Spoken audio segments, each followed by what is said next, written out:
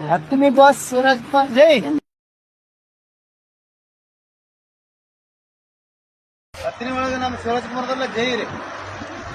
ಏನ್ ಶಿವರಾಜ್ ಕುಮಾರ್ ಅಣ್ಣವ್ರಿ ಹೆಂಗ್ರಿ ಶಿವರಾಜ್ ಅವ್ರು ನಮ್ಗೆ ಅರ್ಥ ಮಾಡಂಗಿದ್ರು. ಹತ್ತನೇ ಶಿವರಾಜ್ ಕುಮಾರ್ ಜೈ ರೀ. ಇದ್ದರು ಹುಚ್ಚು ಕೋಡಿ ಮನಸ್ಸಿಟ್ಟು ನಾನು ಅಂದರೆ ಡನ್ ಅಂತ ಶಿವರಾಜ್ ಕುಮಾರ್